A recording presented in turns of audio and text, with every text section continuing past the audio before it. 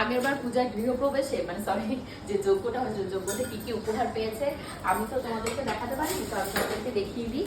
তো এইটা দিয়েছিল মা, এই যে প্রদীপের এই গাছাটা, এটা দিয়েছিল মা দিয়েছিল উপহার। এই যে এটা আজকে একদম নতুন, পূজা ব্যবহার করবে। আর এই হলো পঞ্চপ্রদীপ, আগের যে পঞ্চপ্রদীপটা ওখানটা দেখা যাচ্ছে ওটা মায়ের। আর এটা পূজাকে আমি দিয়েছি, পূজার ওই যে বাবু যজ্ঞ করেছিল যখন সেই শুভ দিনে এটাকে উপহারে দিয়েছিলাম। তোমরা হয়তো পূজার ব্লগে সবাই দেখে নিয়েছো, আমার ব্লগে তাহলে দেখোনি।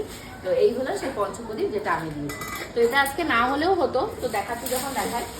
তো এখানটা কিন্তু একটা পুষ্পপত্র রয়েছে, একটা পুষ্পপত্র আমার যতদূর ধারণা এই পুষ্পপত্রটা ঝুমকাকে দিয়েছে, আর একটা পুষ্পপত্র সেটা মাসি দিয়েছে, আর আমার মামা দিয়েছিল একটা বিছানার চাদর।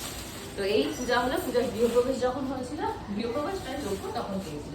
তো চলো এখন পূজার এখানটায় হাতে হাতে একটু সাহায্য করে দিই, ওরা এসে ফল টল কাটবে, যেহেতু ওদের বাড়ির ওদেরকেই এই জিনিসগুলো করাটা উচিত।